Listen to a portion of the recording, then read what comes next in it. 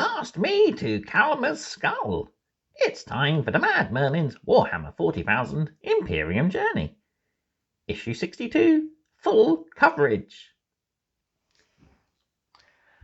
Hello everyone and welcome back to the Mad Merlins Warhammer 40,000 Imperium journey. So we're finishing off our latest delivery and we have a new paint issue, and this is issue 62, which comes with two new layer paints. So we have Calgar Blue and Evil Sun's Scarlet. So as you'll see from the paint guide, we'll be using the blue to highlight a lot of our ultramarine detail, and the Evil Sun Scarlet will be used on a variety of different things. So we'll use it on the Admech, the terrain and the ultramarines as well.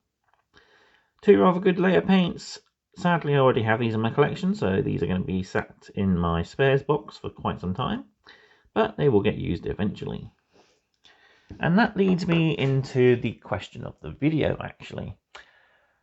If the Hachette company decide to do another 40k part works, which rumours are saying that they might be doing, especially for the new edition, that could be some time yet, would you be interested in me just doing the contents of the magazine as and when we get it, or are you okay with me doing it at the moment with a more in-depth hobbyist type of approach to it?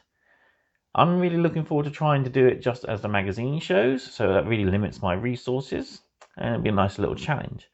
But I want to know what you lot will think about it in the comment section down below. Just let me know and we can have a good old natter. But moving on, let's have a look at issue 62.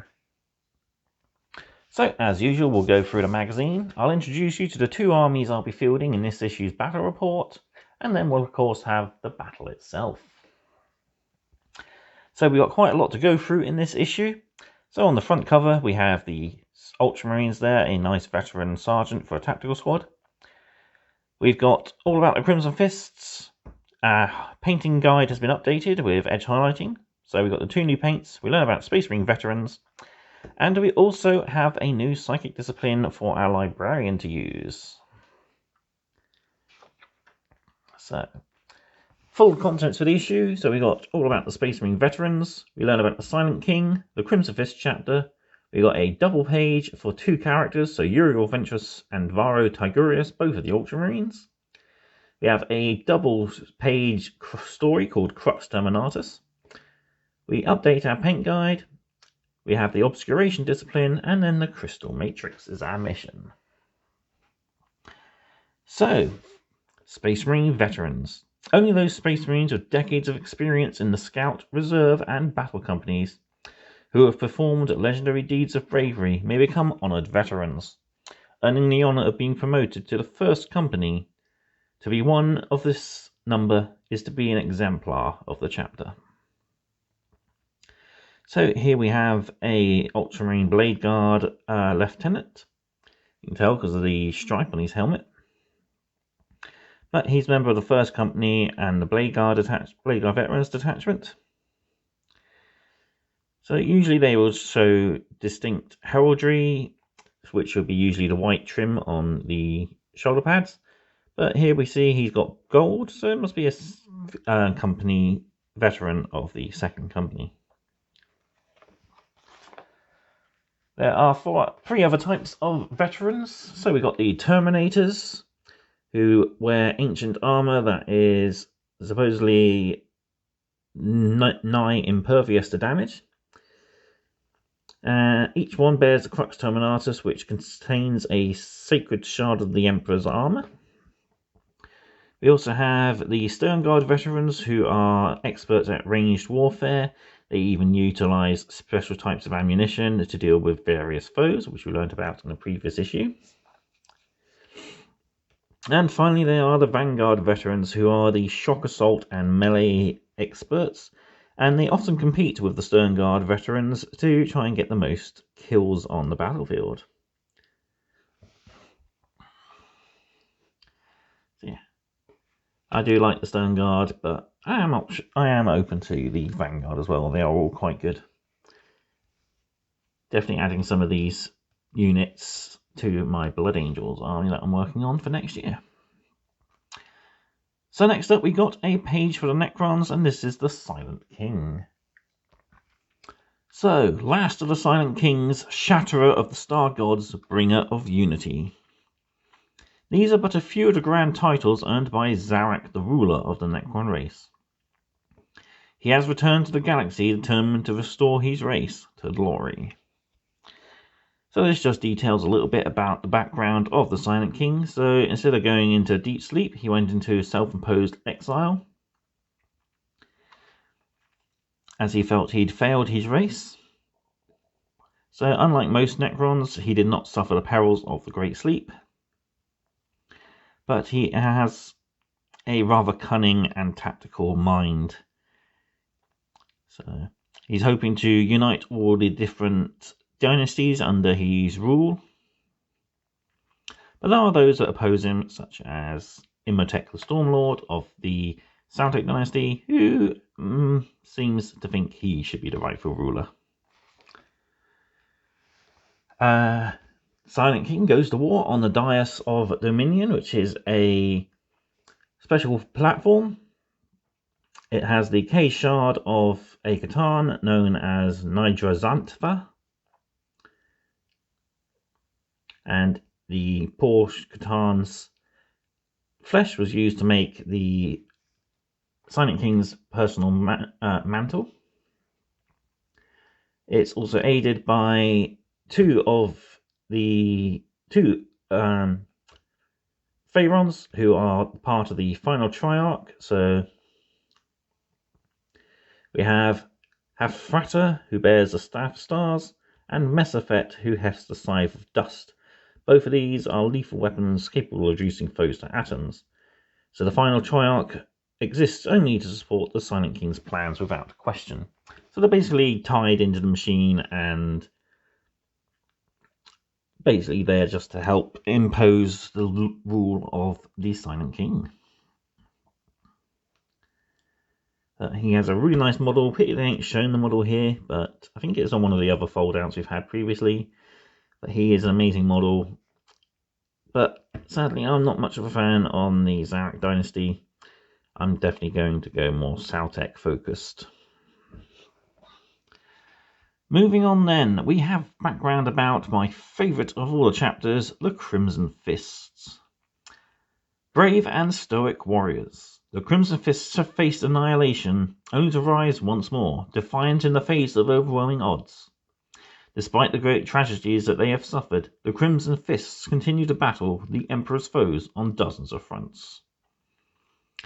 So here we have the Crimson Fists as they were seen during the re-emergence of the Orc war on their home planet. And they are backed up here with the Primaris reinforcements. But it goes to represent the classic Rogue Trader artwork, which had all Mark VI Marines in a very similar pose. Here we have Firstborn and Primaris Marines fighting side by side, taking out a great enemy. So the greatest of their enemies are the Orcs. They have a great hatred for the Greenskins after they decimated their chapter. Originally, they were a fleet-based chapter. They were found during the Second Founding, and after settling on the planet of Rinnsworld, they were given custodian over it after taking out an Orc Empire, and they have used the system, or the Loki system, and the planet surrounding Rinnsworld to fuel the chapter ever since. Chapter Master of the Crimson Fists is Pedro Cantor. He is the 29th Chapter Master of the 3rd chapter, so he is very much my favourite character, because not only is Pedro Spanish Repeater, 29th of the 3rd is my birthday. He does really personify not only the stoicism and honour of all Space Marines, but he has been praised by Rabute Gilliman to be a pretty pretty close ruler to the ideals that Rogel Dawn used to uphold for the Imperium, and really without Pedro Cantor and his determination, the sector he controls would have definitely fallen to the enemies. Rin's world is a farming world. Most of the Crimson Fist's recruitment comes from the feral world of Blackwater, but the Fortress Monastery of the Crimson Fists is housed here on Rin's world. They are mainly just guardians of the peace, pretty much there. Moving on then, we've got a bit of background information here on Uriel Ventress, captain of the 4th Company. Uriel Ventress has known both glory and infamy in the course of his service. Since his elevation to the rank of captain, he has been banished from his chapter, only to be returned to duty upon completing a punishment penitent crusade that restored his honour in the eyes of his brothers.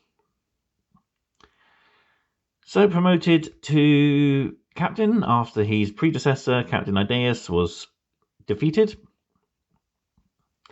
by a Night Lord's heretic. He found himself being censured as he contradicted a lot of the rules in the Codex. He had often go into battle with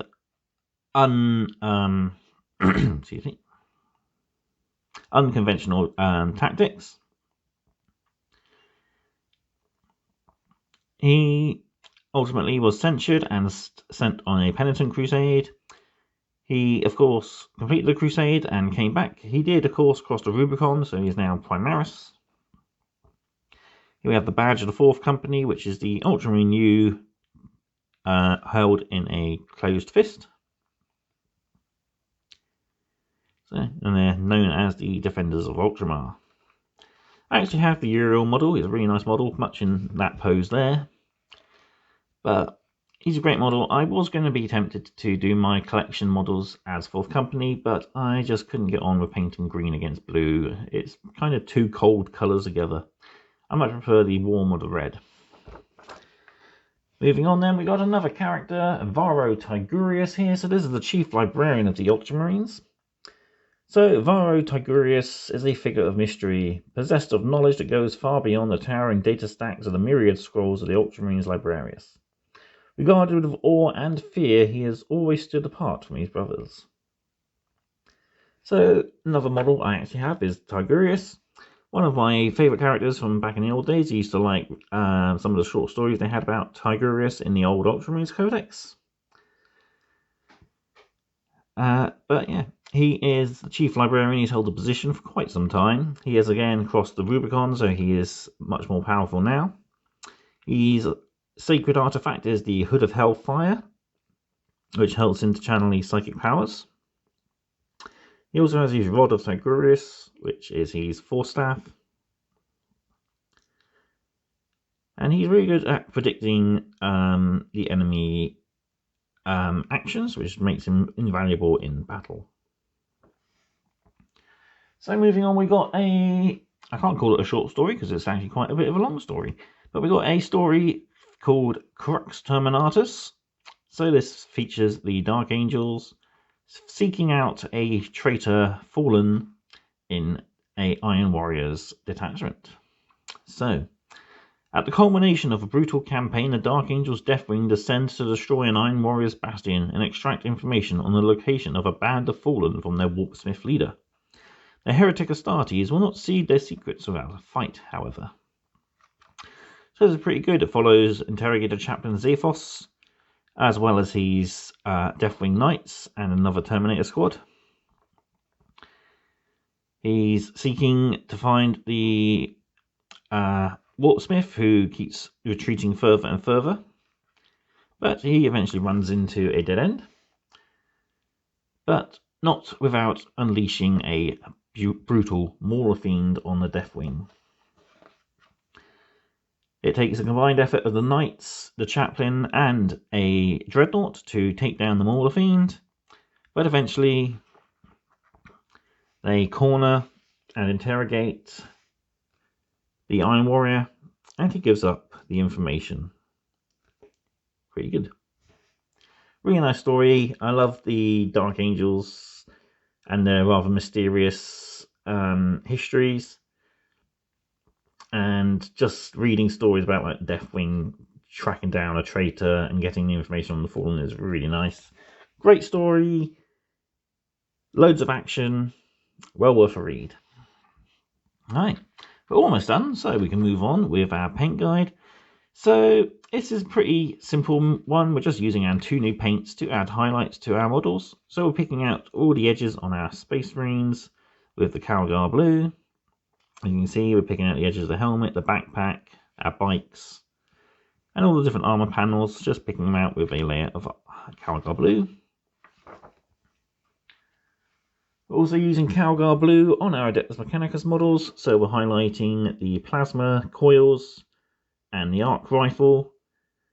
We're also picking out all the lights and fuel cells on the Cataphrons plasma caliber. Excuse me. And the plasma caliber on the Skitarii there. We're picking out the power coils and all the reactor vents and reactor core on our big terrain pieces with a light layer of Calgar blue to help highlight it, and also highlighting all the blue cables. Moving on with our Evil Sun Scarlet, so we're highlighting all the red details on our Ultramarines. So we got the cords around the aggressors, we got the Sergeant helmets we're highlighting as well, and the Volkite and plasma pistols for the Space Marines, which are being highlighted with red. Back to the Adeptus Mechanicus, we're highlighting all the robes with a layer of Evil Sun Scarlet. I've got my Skitarii here, so we can see much how we're done. We've got the corn red still in the recesses, but I really do like these now. They've come up quite nice with that little extra highlight of the Evil Sun Scarlet. Yeah. We'll see these in the battle because they are part of my army list. Then for the Servitor armor, we're just edge highlighting all the armor panels. So rather straightforward and easy. Finally, for our paints section, we are highlighting the reactor lenses and the Aeon stave with Evil Sun Scarlet, before giving a final highlight on the very raised areas of the Aeon stave with Wild Rider Red. Excuse me, I need a drink. But here we have a finished gallery of all our models that we've been painting. So we can see our finished models. They all look quite nice there. And they are really coming along. Almost finished. But we still got a few more bits of details left to do. And we've got a list here, of course, of all the models you need to add your new paints to. So Captain, Lieutenant, Librarian, Assault Intercessors, Aggressors, Outriders, Tech Priests, both of them, Skitarii Rangers, Cataphrons, Chronomancer, Plasma Conduits, and the Reactor. So yeah, really looking forward to having these guys updated. I think they've even updated this guy a little bit more, because it looks like they've highlighted the sharper folds there with Wild Rider Red, which we haven't done yet. So hopefully that's a tease of things to come. And I'm also expecting us to use some Stormhost Silver on these guys at some point to highlight the silver areas. Plus we are still waiting for Tesseract Glow to add to the green glow areas, which I can't wait for. So hopefully we'll get an updated paint guide for these in a near future issue. Moving on, finally, before our battle, we have the Obscuration discipline. So this is our new psychic discipline for our Librarians. So Librarians will know 2 powers in addition to Smite. You simply roll a d6 to randomly generate 2 powers. So obviously you roll it twice. Or else you can, of course, choose them. I am going to be using this discipline because I want to try and practice some of the powers. But I won't be using many. I'll be choosing my powers because some of them require Phobos units. We don't have many of those yet. But I'm going to be using, I think, Mind Raid, which allows you to target an enemy within 18 inches. you'll deal a mortal wound, and if there's a character, you roll 3d6. If you equal or beat the leadership, you gain a command point. And I'm not too sure which I'm going to use. I haven't fully read them yet. So we got hallucination. So another, it's the malediction power. Targets 18 inches again. Until the start of your next psychic phase, subtract 1 from the leadership characteristic. And until the start of your next psychic phase, each time a model in that unit makes an attack, subtract 1 from hit. So that's a pretty good one. And then Tenebra's Curse. Another malediction power. Can't target units that fly. First off, the unit suffers a mortal wound. Until your next psychic phase, have the unit's move characteristic and subtract 2 from advance and charge rolls for it. Wow, that's actually pretty good as well. So yeah, I think I'm definitely going to be picking one of those 3, 2 of those 3 even. And on the other side, we've got a quick tutorial. So Tenebra's Curse, reducing the movement value. And then Temporal Corridor, which is a nice one that allows you to move your Phobos units pretty far across the battlefield. So we're on to the Crystal Matrix for our mission. And it's a 50 power mission. So we have our 2 mats, issues 38 and 58. 3 objectives in the centre there, and 6-inch deployment zone on each side. So we'll be placing our own terrain this time around. And yeah, we're basically fighting over these objectives. Each turn we roll a dice on a 1 to 2. Objective 1 is priority objective. 2 to 3 is objective 2, and a 5 to 6 is objective 3. So we score extra points for holding the priority objective, and we score 5 points for holding each objective. So yeah, 5 points for each objective, 10 points in total, 10 points for controlling the priority objective in addition. So a maximum of 15 if we control the priority objective and that objective marker itself. No objective points. Objective points? No victory points for controlling more than the opponent. So it's literally just a matter of making sure we spread our forces fairly evenly to try and maximize coverage on those objectives. Right, I'm going to take a quick drink and then we'll introduce you to the armies I'll be using in issue 62's battle report. First up, here we have my Imperium force.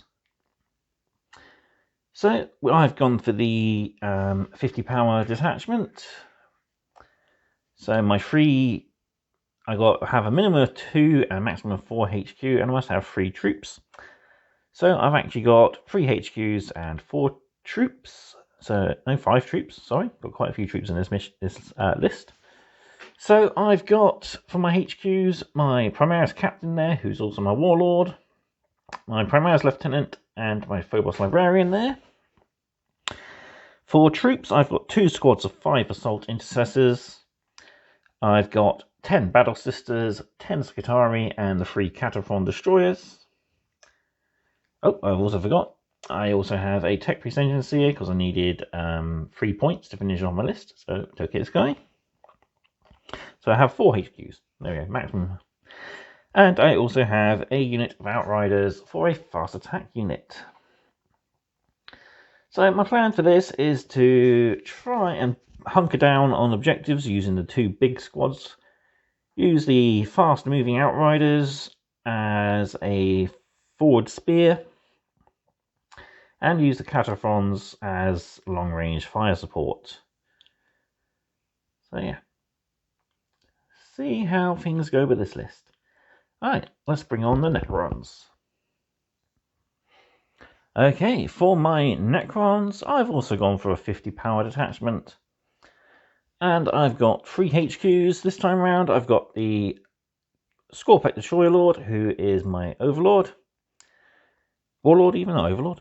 I've got my favourite Mancer, the Chronomancer, and my second favourite Mancer, the Plasmancer here. I've got a unit of Crypto Thralls to bodyguard them. 2 Canoptek Wraiths, as I needed to fill out the last 5 points and there wasn't much else I could have took. So I went for these guys. 2 squads of 10 Warriors, 5 Immortals there. A squad of Scorpec Destroyers for the Overlord, the Scorpec Lord's bodyguard. And a Plasma Sight plus a reanimator rounds off the list. So my plan for this mission, this army, is to hunker down a defensive unit onto one of the objectives to try and keep it for as long as possible, while my other units, the more deadly, faster units, move out onto the other two. So yeah, I think the Scorpion Lord I'm going to take for a change. He's pretty good, pretty nifty in combat, and I think there's going to be a lot of fighting, especially in No Man's Land where most of the objectives are. A lot will depend on how I set the terrain up as well, though I have a fair idea I might just be setting it up, focusing on pieces of terrain around each of the objectives. We'll have to wait and see. I might just do a little bit more for randoms placement. But yeah, definitely gone for a nice mixture here. Got some nice ranged units in the form of the Warriors and the Immortals. And I've got some pretty chopper units in the form of the Wraiths and the Scorpex. So we'll have to wait and see who wins. So without further ado, I will set up the battlefield. And we'll get on with issue 62's mission. So I'll see you shortly. And here we are, all set up and ready for mission 62. So for deployment, it is standard Dawn of War, so long table edge against long table edge. And I've split my forces as best I can to focus those 3 objectives. So we've got the Warlord and his bodyguard here, with the plasma sight in transdimensional location. Warriors and the Immortals plus the Chronomancer and Reanimator on the centre. The other Warriors, Crypto Thralls, Plasmancer and the Wraiths on the far left. For the Imperium, we've got the Librarian, the Battle Sisters, the Skitarii, the Cataphrons, the Tech Engineer, the Outriders, Assault Intercessors, the other Assault Intercessors behind the reactor there, and the Captain and Lieutenant.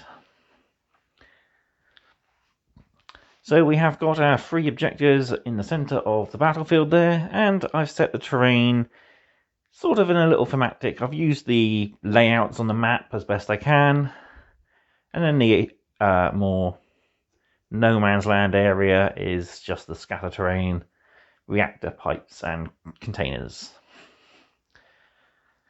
Necrons won the roll-off to... No, sorry. Ultramarines won the roll-off and chose to be the attacker in this mission. So we just have to roll for first turn.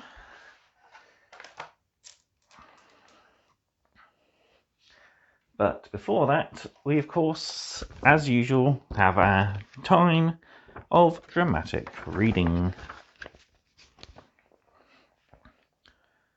The Crystal Matrix.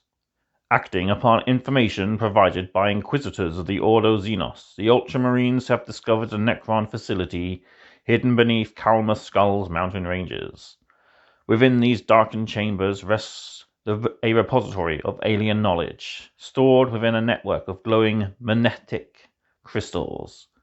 If the Ordo Xenos can be provided with these crystals, perhaps their agents can unlock their secrets and divine the Necron's true plan for the Ramesses system. Canoptek alert. Despite their pathetic attempts at stealth, Imperial intruders have triggered the Necron's dormant security systems. Transmitting an alert to the Overlord's command center, Necron forces have been dispatched to confront the humans and prevent them from seizing any of the facility's precious archaeotech. Incursion. Ordo Xenos intelligence places the crystal matrices somewhere beneath the Razor Mountains. The Ultramarines vanguard have forced an entry, but in doing so alerted the Necrons to their presence. The Imperial intruders must seize their objectives and retreat before the Xenos opponents arrive. So, here we go. Roll off for first turn. The Ultramarines win again with a 5. So, we'll begin with Imperium turn 1, and they'll hopefully be able to put themselves in a position to take some central objectives and advantage of fire lanes. So, this might be a little on the downside to them, as the Necrons will be able to counter their movements. But we'll have to see how things go. So, here we go with the Imperium turn 1. End of Imperium turn 1, and they had a brilliant start. So the assault intercessors and characters made advances over the pipes.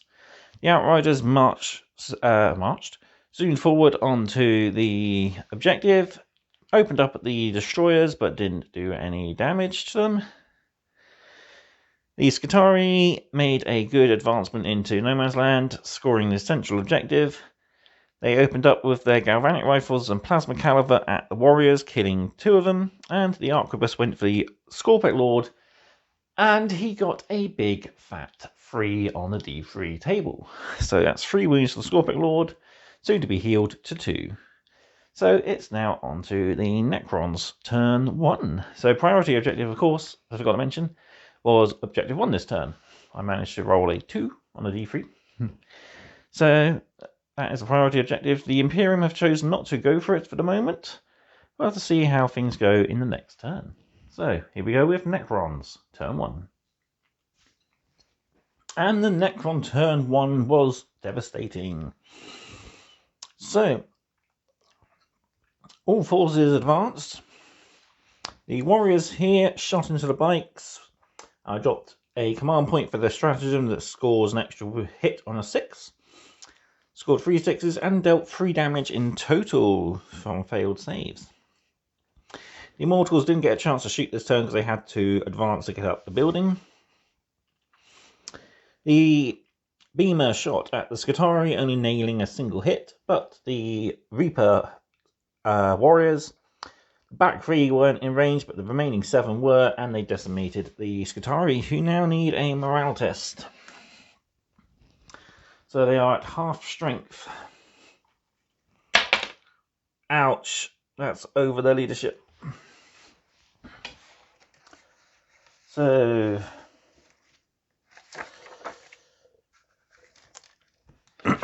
6 plus 5 is 11, so for each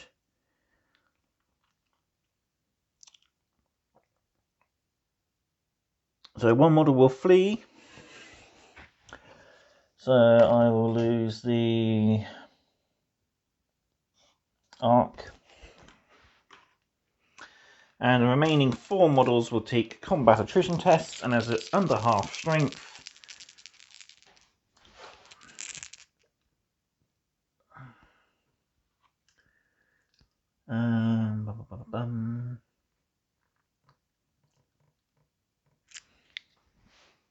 yeah, we subtract 1 from the result as they are under half strength. So, oh, they're all good. Only a 1 would cause them to flee. So, yeah, that is the end. Oh, in the Necron charge phase, the Scorpics and the Scorpic Lord charged the bikers. Scorpic Lord didn't get a chance to do anything because the Scorpic Destroyers chopped those bikers to pieces. Not a lot else happened in the Necron's turn, but we are still far from finished, so we're moving on to a new turn. And which objective is the priority objective this turn? Objective 2, so I'll flip that over to its objective action marker objective side to show its priority objective. As a point, Necrons do score 1, 2, and an extra 10, so they scored 20 points. Nice one, Necrons. Quick check of the rules, and they only score the points in the end of the command phase. So technically they don't score anything this turn, and neither does the Imperium. Okay. Because none of them were on objectives. So yeah, rescind all victory points. But still, the battle has gone the same way otherwise. So here we go then. With the Imperium turn 2. End of Imperium turn 2, and what a turn. The Ultramarines made good use of the charge phase and charged everything into the Scorpic Lord and Destroyers.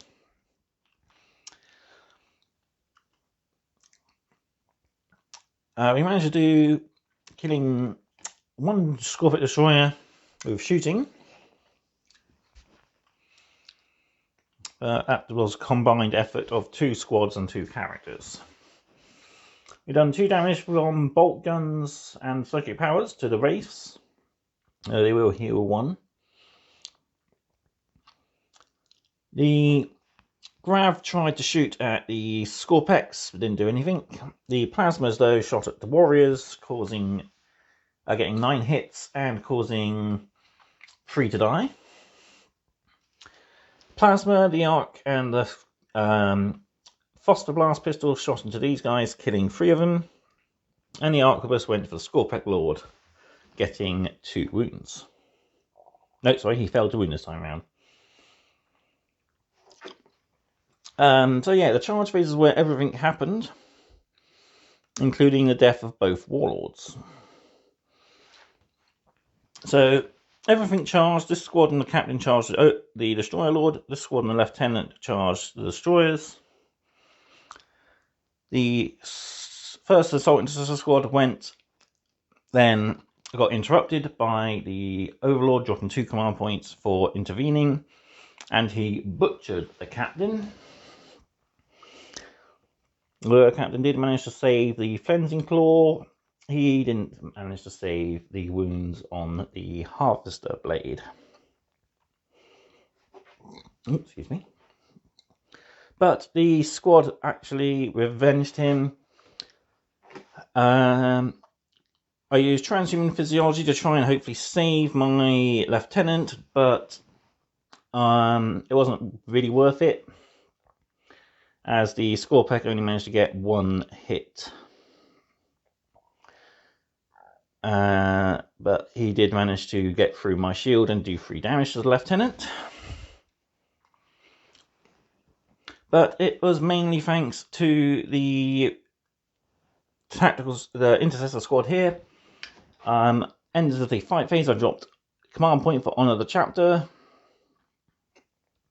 And they did indeed honour the chapter. They took down the Overlord, who was on 1 wound, so it was an important and much needed kill.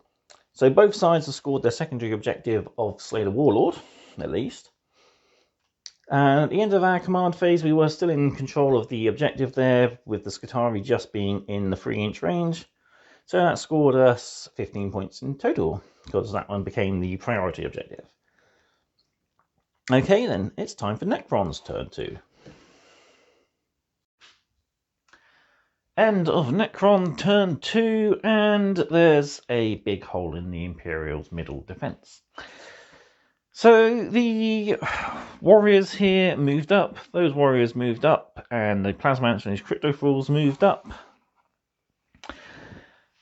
In the shooting phase, the warriors opened up into the Skitarii, killing them. The warriors over here opened up into the Cataphons, killing everything. They already suffered 2 mortal wounds thanks to Living Lightning.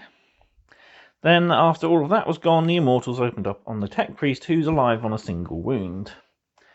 The Wraiths moved up and opened up with their Particle Casters on the Sisters, and then proceeded to charge them. They lost 1 Sister in the shooting phase, and another 2 in the fight phase. So I need to roll for their morale test. As a win, I rolled for the turns miracle dice, which is a 3. So morale test for the sisters then. They need anything really. 6 plus 3 is probably not the anything I wanted.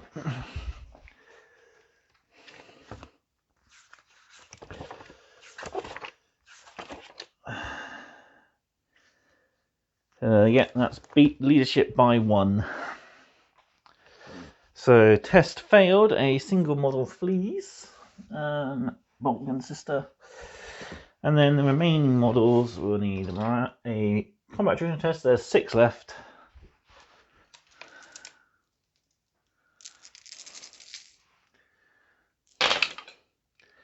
Ouch, that's 2 1s. So 2 more models flee. 2 more bolt guns. Actually, no, I can't do that, otherwise I'll have to do the bolt gun and the flamer. Otherwise they'd have been out of combat, out of coherency, that's the word. Not going well for the Imperium, sadly, it looks like it, although they have wiped out the Necron's command. So we'll see if the Ultramarines can prove victorious, but it's going to be, I think, a Necron's close to victory for turn 3. So let's just see how well... Oh, I forgot to do the fight here. Be right back.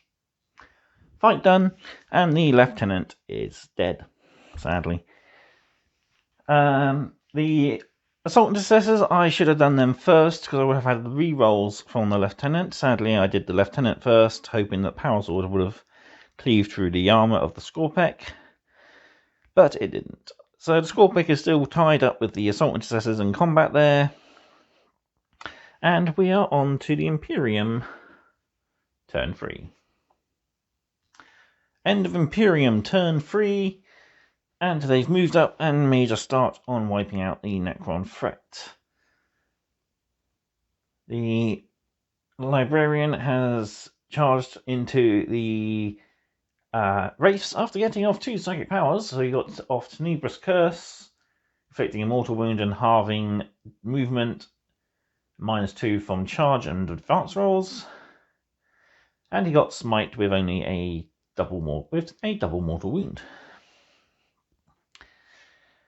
The Assault Intercessors and the Engine Seer charged headlong into the Warriors, both getting an 11 actually, and the Warriors failed to hit with Overwatch.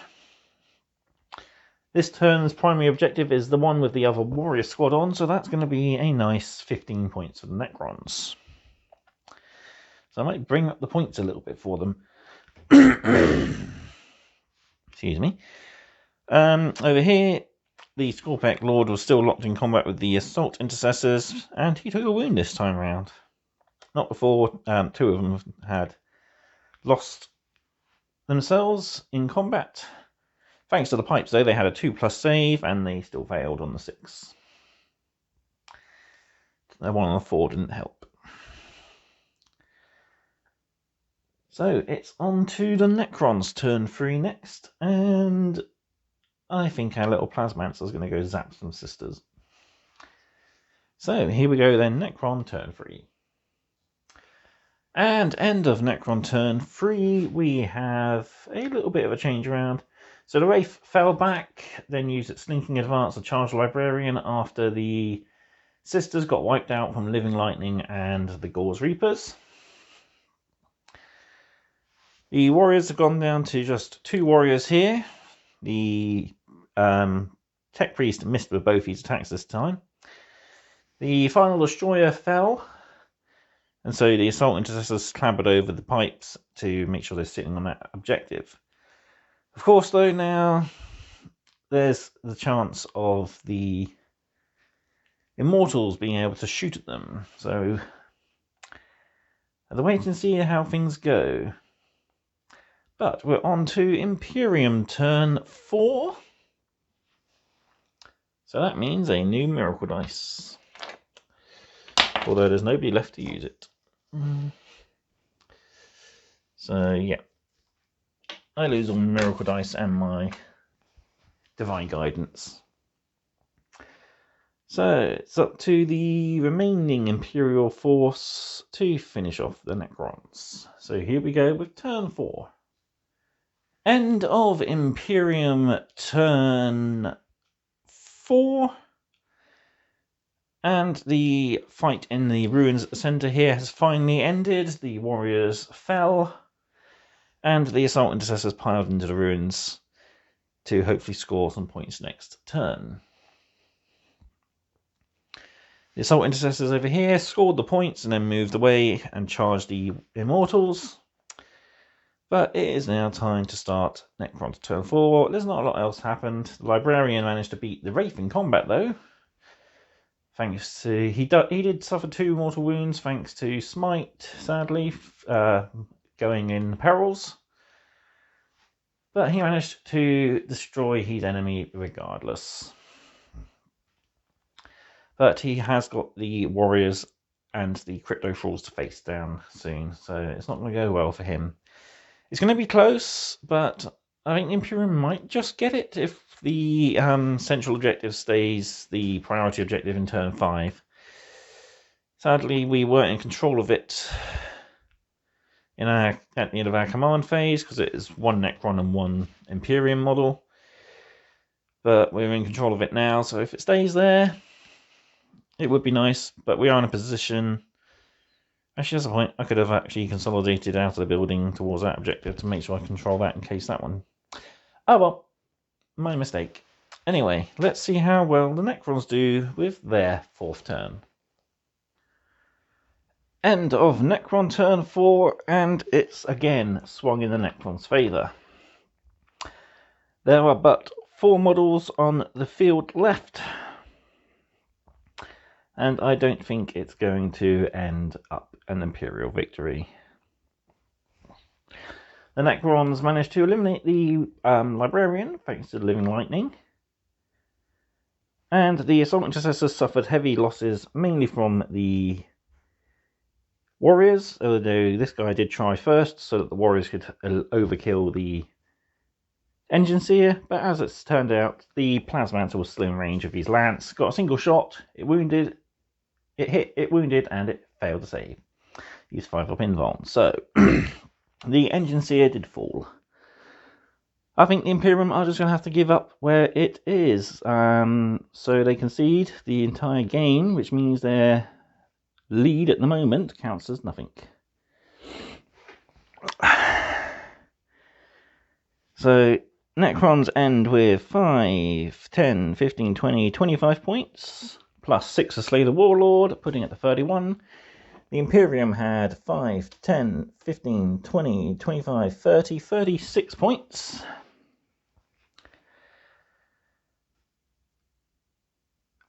But, like I said, they've conceded, as there's no chance of them going to be... they could hope and pray that they survive one more turn, but I don't think it's going to happen. So, that's going to be it for issue 62. So, all what's left is to see what's in our next Imperium. So, issue 63 is going to be our first set of the Vanguard Space Marines. We get a complete paint guide, as we now have all the paints needed to finish painting our Ultramarines. And we get Space Marine data sheets, so we get data sheets for the Infiltrators, Eliminator, and the Suppressors. In issue 64, we get the Necron Death Marks, we have building and paint guides for the Necron Death Marks, and we have new rules for the Vanguard, and the remaining parts of the Angels of Death. So I believe it includes the deployment rules. So we have the concealed position rules for these guys. But that's it for the next 2 issues. And my delivery should be here, hopefully Friday, because we had a few postal strikes this week. So Friday or Saturday I should get it, and I'll be giving you the unboxing as soon as I do. So, quick recap. Game went pretty well. Strong start, both sides. I just didn't realise it's command phase, not the end of the game, that we scored the points. But I think it is going to be a learning curve for me. Definitely could have gone better. I could have not lost all my important characters early on, including my Warlord. That was a horrible insight on my part. But that's it. I'll have to try better next time, I guess. All that's left for me to do then is to say thank you all for watching. Of course, don't forget to answer the question of the video in the comment section down below. Or if you want to, just leave a comment. We'll have a good natter about the hobby in general. So, I'd like to thank you all for watching, and I will see you next time for more mad content. Goodbye.